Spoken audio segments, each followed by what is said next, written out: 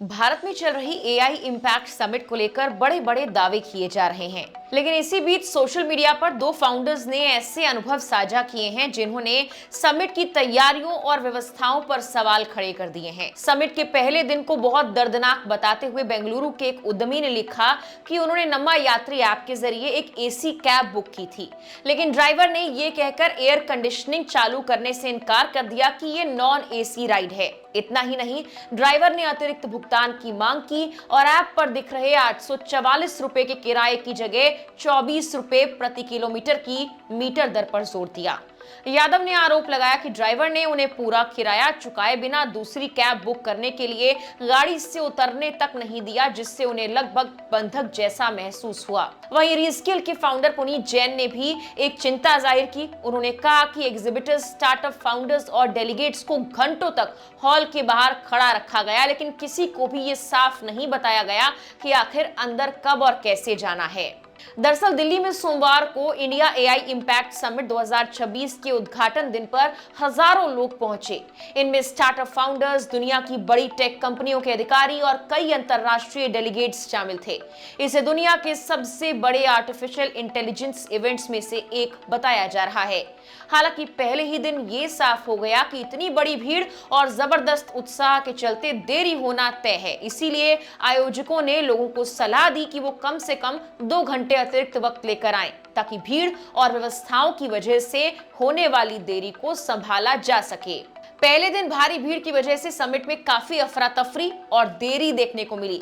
कई एग्जीबिटर्स और startup founders ने यह बताया कि निर्देश साफ नहीं थे। सुरक्षा टीमों की अलग-अलग और एक दूसरे से टकराती हिदायतों के चलते कई जगह लंबी कतारें लग गई। कुछ एग्जीबिटर्स ने यह भी कहा कि सुरक्षा जांच के दौरान उन्हें अपने स्टॉल खाली करने के लिए कहा गया, लेकिन यह साफ नहीं बताया गया कि उन्हें दोबारा अंदर कब और कैसे जाने दिया जाएगा।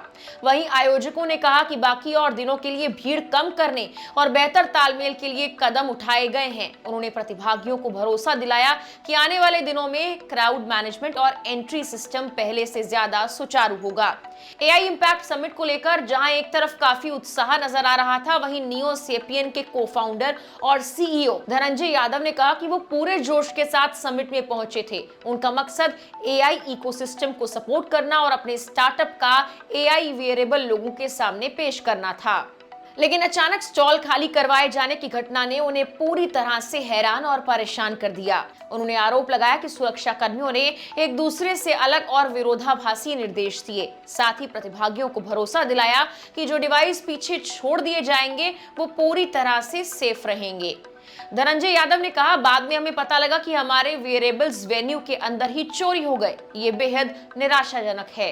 धनंजय यादव ने कहा कि समिट का पहला दिन उनके लिए बहुत परेशान करने वाला बन गया, क्योंकि प्रधानमंत्री के दौरे से पहले सुरक्षा जांच के चलते एग्जीबिटर्स को अपने स्टॉल खाली करने के लिए कहा गया। उन्होंने ये भी लिखा कि हमने फ्लाइट, होटल, लॉजिस्टिक्स और यहाँ तक कि बूथ के लिए भी पैसे दिए और आखिर में हमारे वेरिएबल्स एक हाई सिक्योरिटी जोन के अंदर ही गायब हो गए। उन्होंने इस घटना को बेहद निराशाजनक बताया। उन्होंने इंडिया एआई इम्पैक्ट समिट के लिए हवाई अड्डे जाते वक्त सोशल मीडिया पर एक बेहद असहज और असुरक्षित अनुभव भी साझा किया और बताया कैसे उन्हें कैब के अंदर बंधक जैसा महसूस हुआ। वो कहते हैं कि मैंने दिल्ली यानी इम्पैक्ट एआई समिट जाने वाली फ्लाइट के लिए नम्मा यात्री के जरिए एसी कैब बुक की थी। ड्राइवर ने एसी चालू करने से इनकार कर दिया, कहा यह नॉन एसी कैब है, जबकि ऐप में साफ तौर पर इसके विपरीत दिखाया गया था। दिल्ली में आयोजित होने वाले इंडिया एआई इम्पैक्ट समिट के लिए अपनी फ्लाइट छूटने से बचने के लिए यादव ने आखिरकार मांगी गई रकम तो चुका दी। उन्होंने कहा कि आखिरकार एयरपोर्ट पहुंचने के लिए मुझे जो पैसे ड्राइवर ने मांगे वो देने पड़े। ये बहुत असहज और असुरक्षित अनुभव था। मैंने शिकायत दर्ज करा दी। उम्मीद है कि इस पर कड़ी कार्रवाई की जाएगी। ग्राहकों की सुरक्षा से समझौता नहीं किया जा सकता। वहीं रीस्किल के फाउंडर पुनीत जैन ने भी समिट को लेकर अपनी नाराजगी और चिंता खुलकर जाहिर की। उन्होंने कहा कि एग्जीबिटर्स, स्टार्टअप फाउंडर्स और डेलीगेट्स को घंटों तक हॉल के बाहर खड़ा रखा गया, लेकिन किसी को भी साफ जानकारी नहीं दी गई। उन्होंने कहा, अगर एंट्री सिर्फ चुनिंदा मेहमानों तक सीमित रखनी थी तो ये बात पहले ही साफ बता देनी चाहिए थी। इस तरह से भारत का एआई भविष्य नहीं बनाया जा सकता। पुनीत जैन ने समिट के पहले दिन को अव्यवस्थित और लोगों को बाहर रखने वाला बताया है। उद्यमी प्रियांशु रत्नाकर ने कहा कि यह समिट काम से ज्यादा दिखावे पर आधारित नजर आया। उन्होंने बताया जगह जगह लंबी लाइनें, एग्जिबिटर्स को अपने ही स्टॉल तक पहुंचने नहीं देना, एआई इवेंट में कमजोर वाईफाई और मोबाइल नेटवर्क और बार-बार रजिस्ट्रेशन में गड़बड़ियां जैसी समस्याएं सामने आई। उन्होंने कहा वीआईपी लोग लंबी कतारों के पास से सीधे निकलते रहे जबकि स्टार्टअप फाउंडर्स बाहर खड़े रहे। इससे साफ दिखा कि असली बिल्डर्स के लिए सम्मान की कमी थी। उन्होंने कुछ व्यवहारिक दिक्कतों की ओर भी ध्यान दिलाया, जैसे एंट्री पॉइंट्स पर भारी भीड़, बैठने की सीमित व्यवस्था और रजिस्ट्रेशन सिस्टम में देरी। इवेंट को कवर कर रहे पत्रकारों ने भी ये बताया सोशल मीडिया पर कि एंट्री पास को लेकर काफी कंफ्यूजन थी। पीक आवर्स में उन्हें वर्क स्पेस तक पहुंचने में काफी परेशानी हुई। हालांकि शुरुआत भले ही काफी खराब रही हो, लेकिन आयोजकों का ये कहना है कि ये समिट 20 फरवरी तक चलेगा और इसे दुनिया भर में एआई को लेकर होने वाली चर्चाओं को दिशा देने वाला एक बड़ा मंच माना जा रहा है।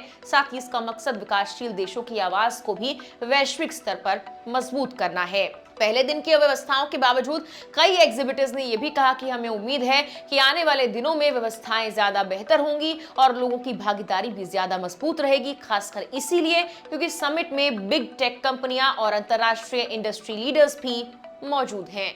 फिलहाल के लिए इस वीडियो में इतना ही।